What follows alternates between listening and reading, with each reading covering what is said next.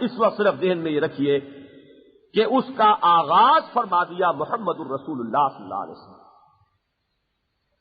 کل ایک نوجوان نے بعد میں ایک سوال کیا تھا، اس کا جواب میں یہاں اس مرحلے پر دے دینا چاہتا ہوں۔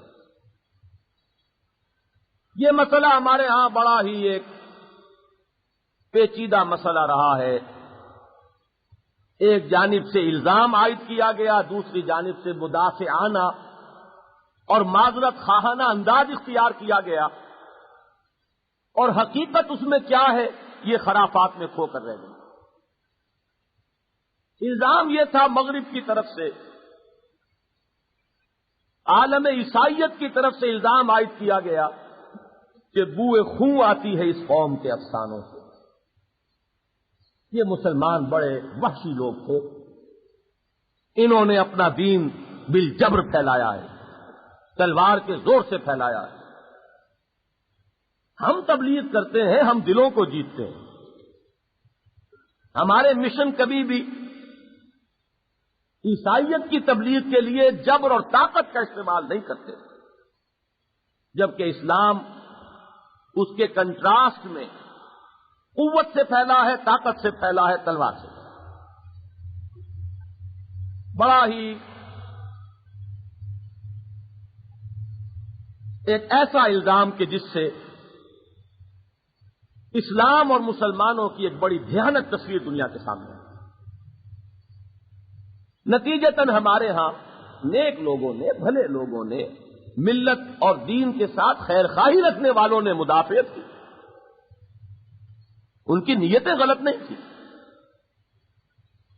نیت تو یہی تھی کہ مدافعت ہو محمد کی صلی اللہ علیہ وسلم اور دین محمد کی اور امت محمد کی، لیکن انداز ابتداءً بڑا معذرت خواہانہ، نہیں، یہ بات نہیں ہے۔ اسلام میں تو جنگ صرف مدافعت کے لیے جائز ہے، جارحانہ جنگ اسلام میں ہے ہی نہیں۔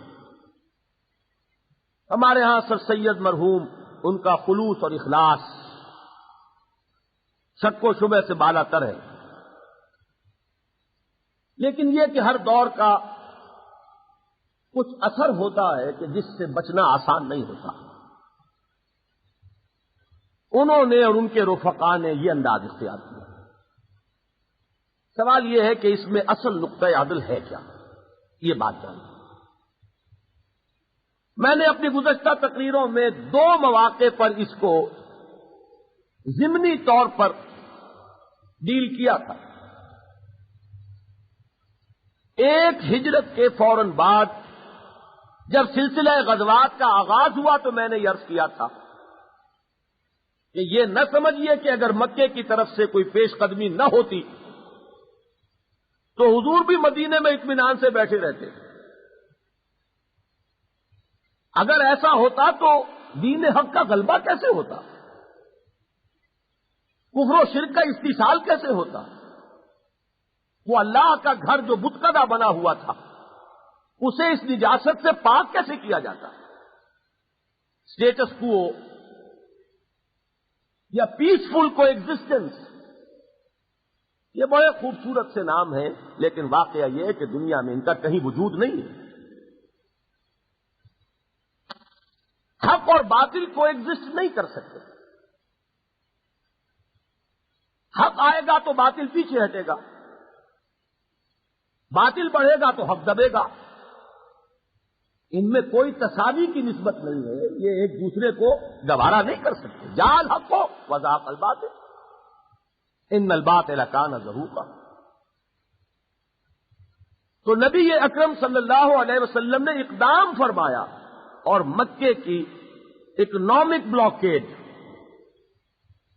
معاشی طور پر ان کی شہرت پر آپ نے ہاتھ ڈالا۔ اسی طرح ہو سکتا تھا کہ نبی اکرم صلی اللہ علیہ وسلم، ایک سفیر کا قتل ہے، چلیے جھیل لیجیے، برداشت کر لیجیے، تو جنگ موتا نہ ہوتی، جنگ موتا نہ ہوتی تو سفر تبوک نہ ہوتا، پھر جنگ موتا کے نتیجے میں اگر کچھ مسلمانوں کو نقصان اٹھانا پڑا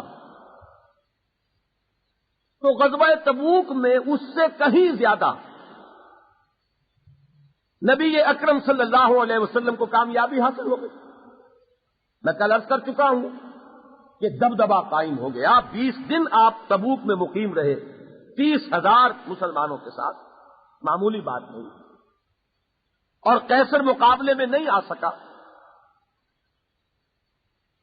تمام علاقے کے جو سردار تھے، رؤسا تھے، شیوخ تھے قبائل کے، وہ آئے. کسی نے اسلام قبول کر لیا، کسی نے ویسے معاہدہ کر لیا. اس کے باوجود جیش اسامہ کس لیے تیار کیا گیا؟ کوئی فریش پرووکیشن ہسٹری کے ریکارڈ پر موجود نہیں ہے ان کی طرف سے، لیکن جیش اسامہ تیار ہے جبکہ نبی اکرم صلی اللہ علیہ وسلم کا انتقال ہوا. اور میں کل عرض کر چکا ہوں کہ حضرت ابو بکر صدیق سے رضی اللہ تعالی عنہ یہ کہا بھی گیا، مشورہ دیا گیا پرزور کہ کم سے کم ان 3 محاذوں میں سے کسی ایک محاذ کو ابھی آپ بند رہنے دیں. بیک وقت 3 محاذوں کا کھولنا درست نہ ہوگا، حکمت کے خلاف ہوگا. لیکن وہ جو خلیفہ کامل تھے، ذہن میں رکھیے، جیسے کہ محمد الرسول اللہ صلی اللہ علیہ وسلم رسول اکمل ہے، النبی الخاتم اور النبی الکامل، اسی طرح حضرت ابو بکر صدیق خلیفہ کامل. خلافت بتمام و کمال یہ جامع راست آتا ہے حضرت ابو بکر صدیق کی شخصیت. جو کام حضور نے کیا، جس کام کا آپ نے آغاز کر دیا، میں اس سے قدم پیچھے کیسے ہٹا سکتا؟ جو کم سے کم شرائط محمد نے معین کر دی، ان سے کم پر میری صلح کیسے ہو سکتی؟ یہ تو ترمیم ہو جائے گی. آج کل ایک لفظ چلتا ہے ریویژنسٹ. کوئی نظریہ آتا ہے انقلابی نظریہ، وہ قائم ہوتا ہے، اس کے بعد اس کے پیروکار جو ہے سوچتے ہیں کہ اس پر چلنا مشکل ہے، کچھ ترمیم کر لیں. آپ کو معلوم ہے رشیا اور چائنا کے درمیان یہی لفظ ہے ان کی بنائے نزاع. انہوں نے ترمیم کر دی. جو اصل فلسفہ تھا مارکس کا، جو اصل انقلاب تھا لینن کا، اب اس پر روس قائم نہیں رہا. یہ بڑا چارج ہے چائنا، یہ ریویژنسٹ ہے. تو حضرت ابو بکر صدیق رضی اللہ تعالی عنہ حضور کی کم سے کم شرائط میں سے اگر کسی کو کم کر دیتے تو یہ وہ ریویژنزم ہوتا کہ محمد الرسول اللہ صلی اللہ علیہ وسلم کے موقف میں کوئی ترمیم کسی طرح نہیں. جیسے اسامہ گیا اور وہی تمہید بن گیا، سلطنت روما کے ساتھ باقاعدہ سلسلہ جو جنگوں کا ہے شروع ہو گیا. شام کی فتوحات کی تمہید. ان دونوں باتوں کو ذہن میں رکھیے کہ یہ اپنی جگہ اٹل تاریخی حقائق. اور اب سمجھیے اس بات کو. میں جہاں تک سمجھ سکا ہوں قرآن مجید کے متعلق اس معاملے میں جو نقطۂ عدل ہے وہ کچھ اس طرح بین بین واقع ہوا ہے کہ یہ کہنا بھی درست نہیں ہے کہ اسلام کی تبلیغ میں قوت کو سرے سے کوئی دخل نہیں. غلط ہے. اور یہ کہنا بھی غلط ہے کہ اسلام کی تبلیغ ہی تلوار کے بل پر ہوئی. اسلام 2 چیزوں میں بڑا بنیادی فرق کرتا ہے. ایک ہے افراد اور ایک ہے نظام اجتماعی. افراد میں سے کسی فرد کو بالجبر اپنا دین تبدیل کرنے پر اسلام مجبور نہیں کرتا. پوری تاریخ میں کسی ایک کا بھی نہیں کیا. لیکن نظام اجتماعی غلط بنیادوں پر اس کو اسلام گوارا نہیں کر سکتا. اس کو ملیا میٹ کرنا، اس کو توڑنا، یہ مسلمانوں کے نسب العین کی حیثیت سے اگر وہ کسی مجبوری کی وجہ سے رکے رہے تو بات اور ہوگی. معذور عند اللہ. جیسے کہ کسی جنگ میں سے بھی اگر کسی ایسی صورت پیدا ہو جائے جیسے غزوہ موتا میں ہوئی تو پسپائی اختیار کر لینا، اس کی اجازت ہے. متحیزن اور متحرفن، یہ سورہ انفال کے 2 الفاظ ذہن میں رکھیے. اسی طریقے سے اگر طاقت نہیں ہے تو بات اور ہے، لیکن طاقت ہو اور کسی باطل نظام کا وجود گوارا کر لیا جائے، یہ ایمان کے منافی ہے۔ غلط نظام کو بالجبر بالقوت توڑا جائے، وجہ کیا ہے اس کو سمجھیے، اور یہ فلسفہ دین کا ایک اہم مسئلہ ہے۔ یہ میں عرض کر چکا ہوں ختم نبوت کے ضمن میں، غلط نظام حجاب بن جاتا ہے بندوں اور رب کے مابین۔ امام الہند حضرت شاہ ولی اللہ دہلوی کی جہاں اور بڑی خدمات ہیں اس دور میں، ان میں سے ایک یہ بھی ہے کہ اس مسئلے پر واقعہ یہ ہے کہ سوشیولوجی آپ کو معلوم ہے کہ ایک جدید علم ہے، اور سب سے بڑا سوشل تھنکر اس دور کا وہ ہے جو اپنے آپ کو عبد الفقیر المدعو ولی اللہ شاہ ولی اللہ دہلوی رحمہ اللہ، سب سے بڑا سوشل تھنکر۔ انہوں نے دو اعتبارات سے اس نظام اجتماعی کی اہمیت کو واضح کیا۔ ایک تو یہ کہ اگر نظام ظالمانہ ہے، اور کوئی حرج نہیں اس لفظ کے استعمال میں، استحصالی نظام ہے، اس کا نتیجہ کیا نکلتا ہے؟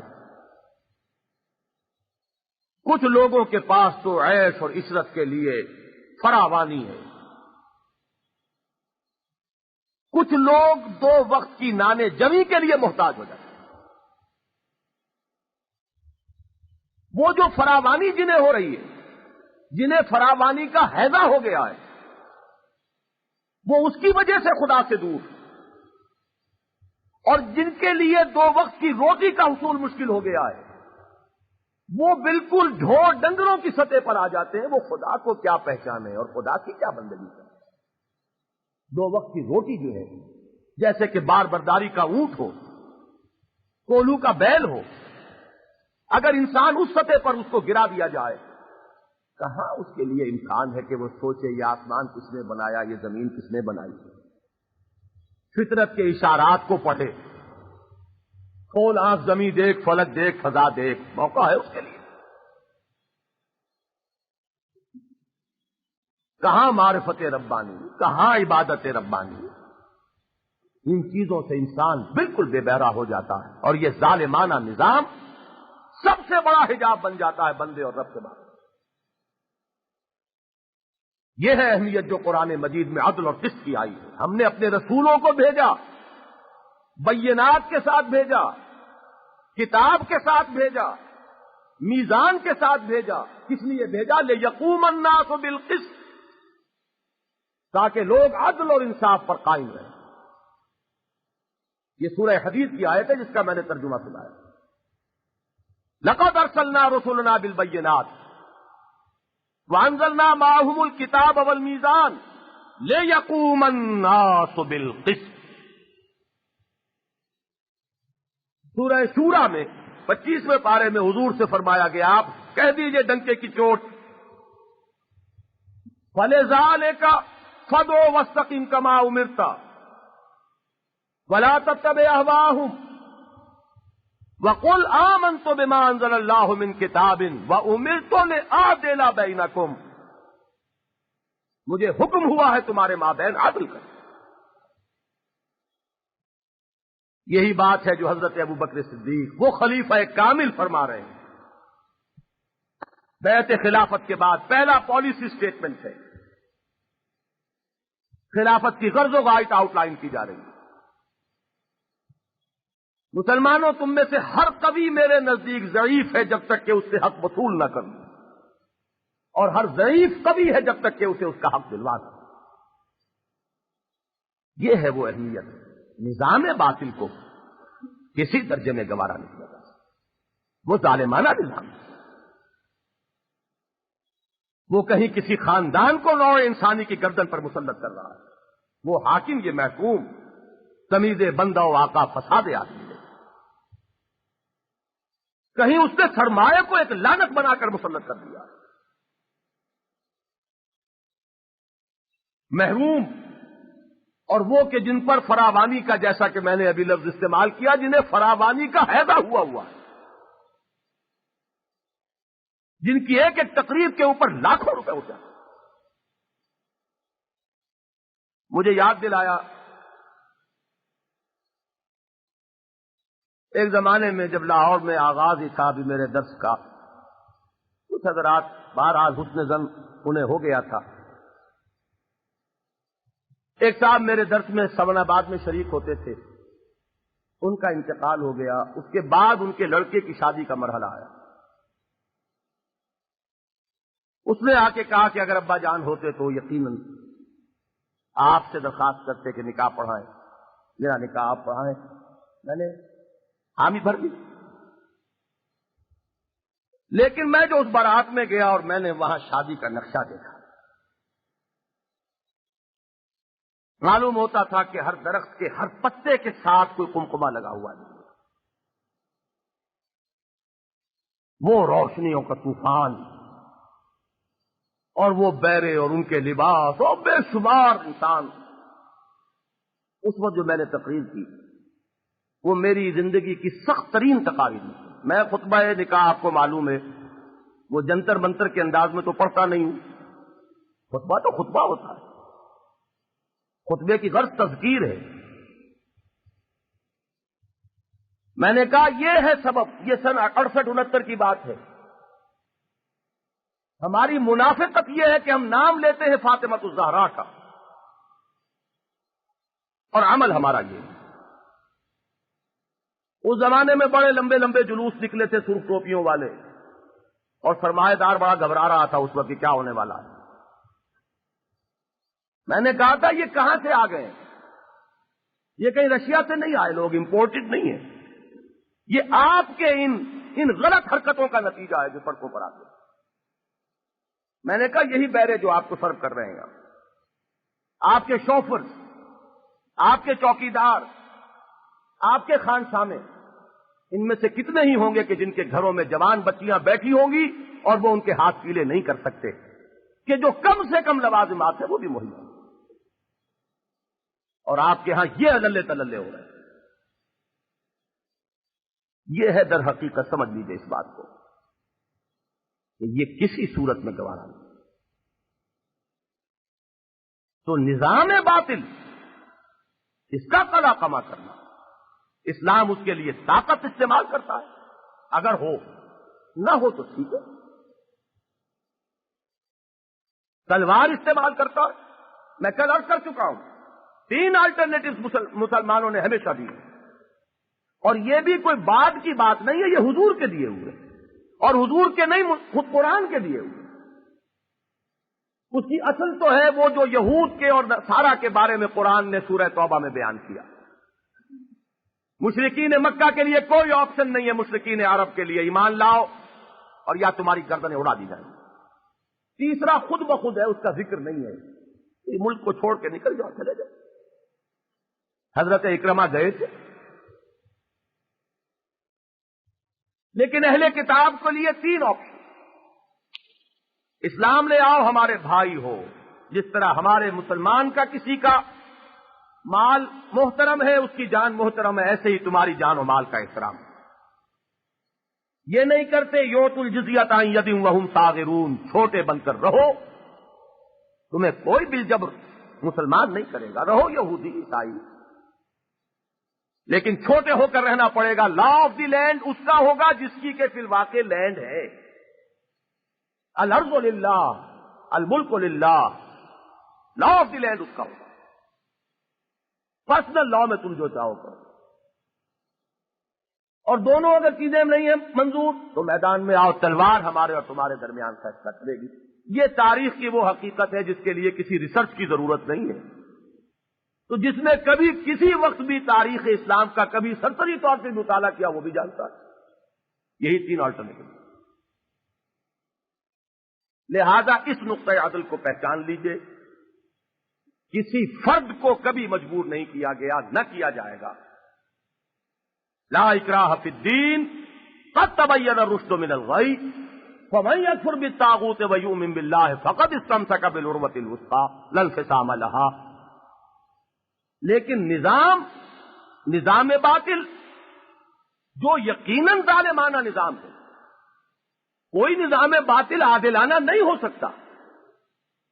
عادلانہ نظام تو صرف اللہ کے دین کا. اس نظام باطل کو مسلمان ٹھنڈے پیٹوں برداشت نہیں کر سکتا. اسلام اس کے وجود کو اپنے لیے چیلنج سمجھتا ہے اور اس کا قلع کما کرنا بالجبر ہو، طاقت کے ساتھ ہو، یہ اسلام کا نصب العین. یہ ضرور ہے اس میں کہ اگر بالفرض ایسے حالات ہو جائیں کہ ہمیں تبلیغ اور اپنے نظریات کی اشاعت کا بھرپور موقع دیا جائے تو ضروری نہیں ہے کہ پہلے مرحلے میں تلوار اٹھا لی جائے. لیکن ظاہر بات ہے یہ اف جو ہے اٹس اے بگ اف. کیا رشیا کبھی گوارا کرے گا کہ وہاں جا کر آپ اسلام کی تبلیغ کریں؟ ہر نظام اپنا تحفظ کرتا، لہذا کبھی برداشت نہیں کیا. اس اعتبار سے اگر مسلمان کے پاس طاقت ہو تو نظام باطل کو قلع کما کرنے کے لیے طاقت کا استعمال کرنا ضروری ہے. یہ ہے اس معاملے میں نقطہ عدل. چنانچہ خلافت راشدہ کے دوران ایک جملہ جو آیا ہے، حضرت سعد ابن ابی وقاص فاتح ایران ہے رضی اللہ تعالی عنہ،